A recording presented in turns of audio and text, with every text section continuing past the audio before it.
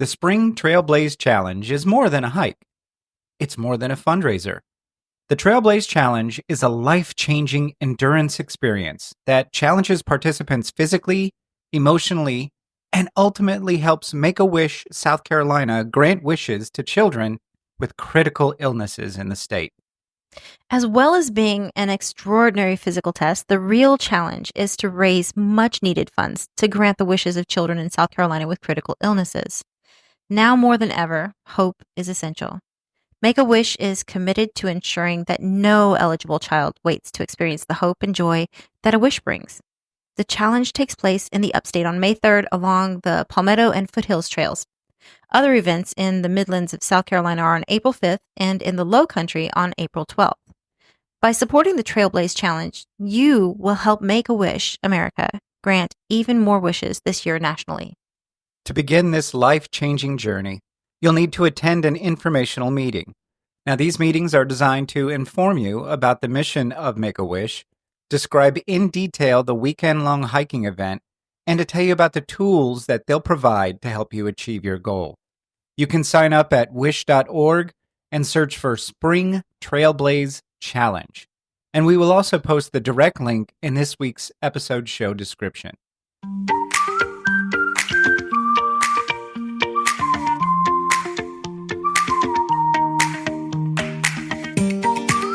Hello, everyone, and welcome back to Casual Climbers, the podcast by and for beginning hikers. I'm your host, Donna Patrick, and alongside me is my husband and adventure buddy, Roy. Good morning. Good morning.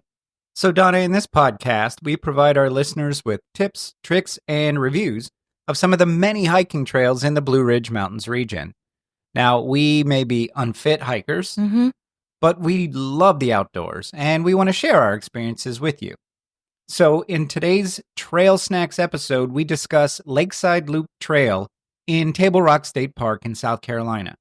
This trail circles Pinnacle Lake and provides some truly great views of Table Rock. So what do you say, Donna? Ready to get started? Let's go. So here's the Lakeside Loop Trail by the numbers. The distance is 2.2 miles. It's a loop. The time it took us was 1 hour and 16 minutes, and of that, 1 hour and 12 minutes was moving time. At a leisurely pace, I would say. Very leisurely. Yeah. Lowest point was 1,076 feet. The highest point was 1,180 feet. So that's a 107-foot elevation change. The friendliness pets are allowed, but it's not at all mobility friendly. Yeah, we need to not let this small elevation change fool people. Yeah. This trail goes up and down. Up and down, up and down, the up and down. whole way. Yeah. If you're trying to work your thighs out to, like going up. Yeah. Yeah. Yeah, this is definitely a break a sweat trail.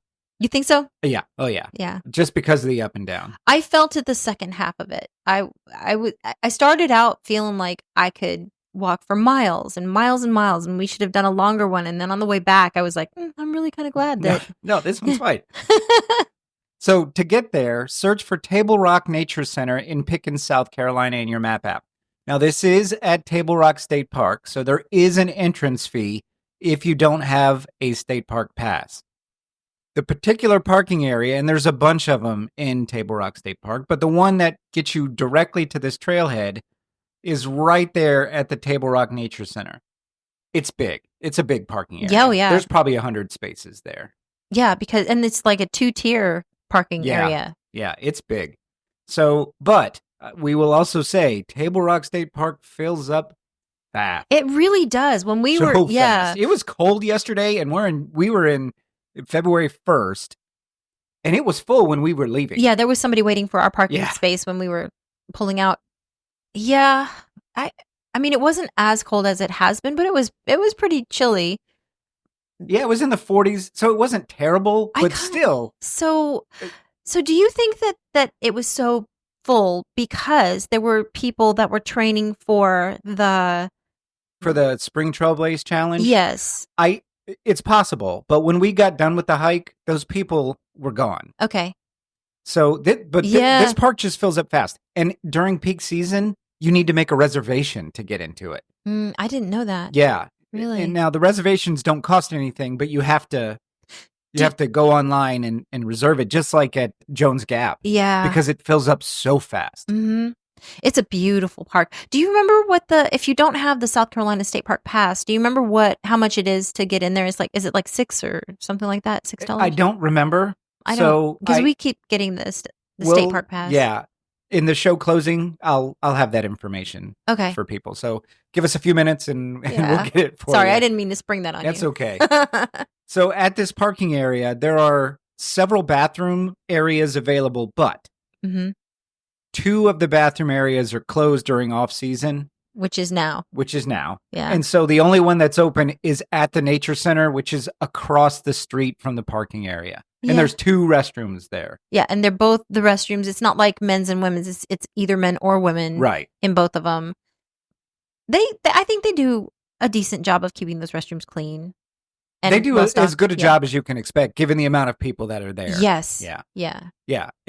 But there are bathrooms. So if you need them, they are there. And we have covered other trails at Table Rock State Park in episodes previous.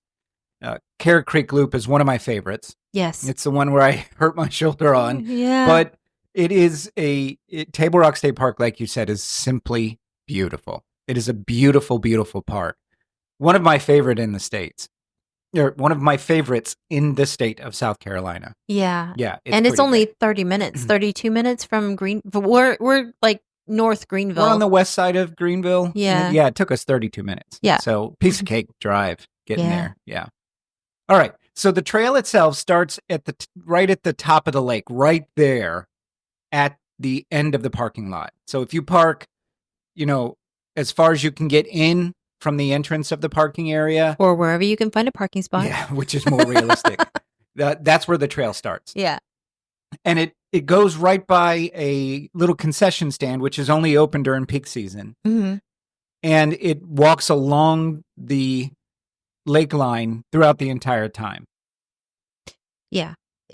I started taking pictures of that. Like yesterday was a blue sky day. It was a total blue sky, not a cloud in the sky. And there wasn't wind, and the water was glassy and so clear. And I kept taking pictures because you could get the reflection of the trees and the mountains and stuff in the water. And it was just gorgeous. It's just gorgeous. And I will also tell you, listeners, if you go and want to do this hike during warmer months, there's a swimming area open. Yes. Right there at the parking lot. We've never swam there. Never swam there. And they also rent canoes, kayaks, and paddle boats there too. Mm-hmm. So you could easily spend a whole day at Table Rock State Park and do tons of stuff. I'm so curious about their cabins, and they had They have platform tent camping. Yeah. And it looks like the tents were all uniform, so I bet they're rented out by the park itself because they were all the exact same. Yes. So yeah. You can kind of see them from the trail, but not. I feel like if you were camping there, you would feel like you have enough privacy because we had to look up and through trees to kind of even just catch a glimpse of some of them. Right. And if it were spring, summer, or even early fall, those leaves are going to be. The foliage would probably totally cover it. Yeah. This is definitely a place that you and I talked about this a little bit yesterday. We would like to rent like 3 or 4 cabins for 2 or 3 days to have a family and have our family come up and just stay in one of the cabins because they're clustered in groups of 4 or 5. So it would be great to rent, one cluster out. Yeah. And there's a really nice playground. So if there's little kids and there is fishing allowed, you can't bring your own boat to that lake. That's correct. And you can't have a motorized. You can't I guess some people maybe want to bring a motor to put on the back of something that they rent, maybe. Yeah. You're not allowed to do that. I can totally see why, because you would, you're going to get gas in the water. And the noise pollution. Oh, yeah. And the noise. Yeah. I mean, it's so peaceful and serene. It's a gorgeous thing. So back to the trail. Yes, back to the trail. So it starts out we went clockwise from the parking area around the lake. Mm-hmm. You walk past the boat launches where you can put your canoe or kayak in. Not yours, but the one that you rent, the one that you rent. Yeah. And then you go up to the right, and that's where the trail starts kind of in earnest, because otherwise, up to that point, you're walking on a sidewalk. It's not very long. It's maybe 100 yards.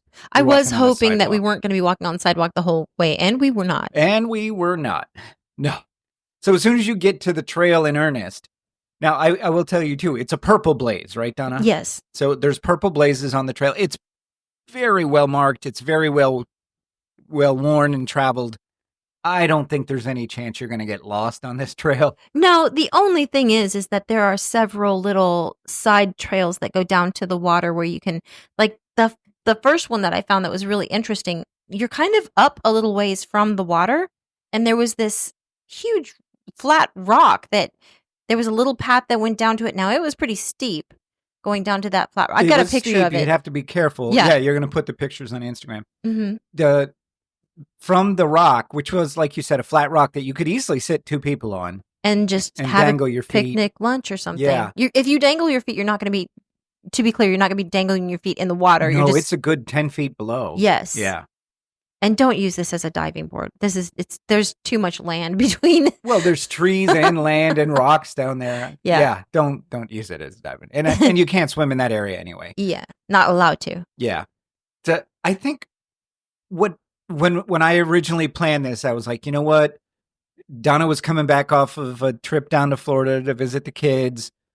We'll do something easy. Yeah. Because, traveling 8 hours is always rough. 8-hour drives on a 55-year-old body is not always the best. Yeah. So I figured, well, we'll do something simple.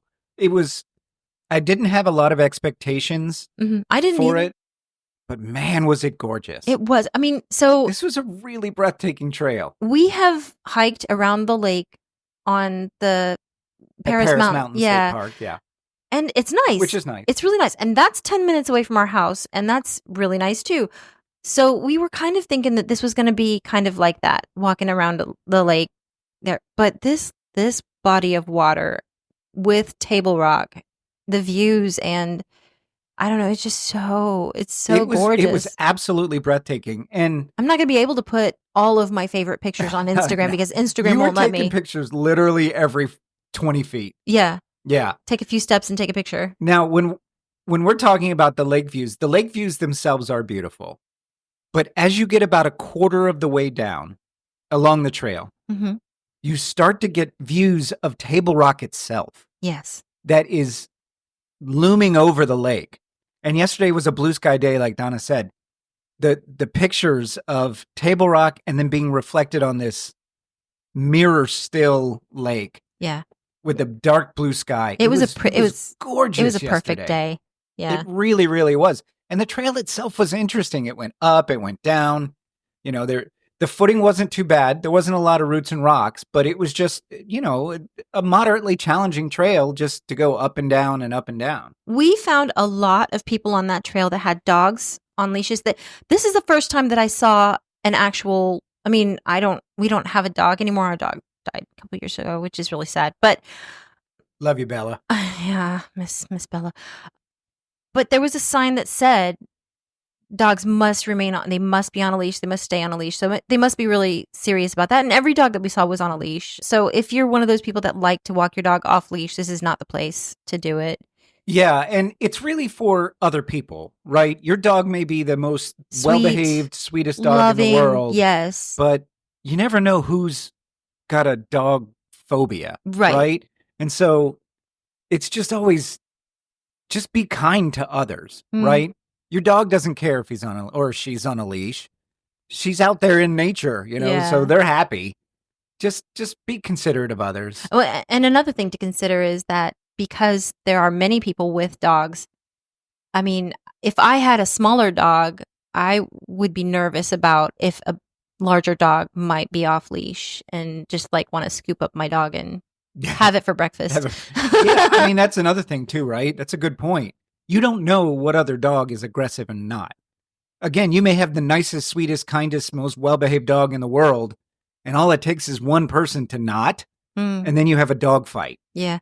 And if they're on leashes, you can control them, but if anybody's not, then you can't control them. So. All of that to say, I personally did like it when we took Bella to places that we could have her off leash because I love to watch her run free and I don't know. Of course. That's what dog parks and private trails are for. Absolutely. Yeah. So we'll get off our soapbox there. The one thing that Donna remarked about, this trail has a ton of benches. Yes. Oh my gosh. A ton of benches. There's probably 10 benches along the whole loop. Yeah. I was taking pictures of every single bench and then I realized I might have taken more than one picture of. I'm going to have to go through and see if I can actually just legitimately count the benches, but there's so many benches. There's so many, and the reason that there's so many benches is not because the trail is particularly difficult, but because there's so much to see. Yes. You can just sit there and enjoy a the beautiful benches view. all had these views of the water and the mountains behind the water, and it was gorgeous, just breathtaking. There was one small parking area that was right there along the trail, right? That had some picnic tables at it too. So if you didn't want to park at the big area, you could look on the Table Rock State Park trail map and you'll find the smaller parking area that is kind of on the north side of the lake. I have to believe it's just lesser known.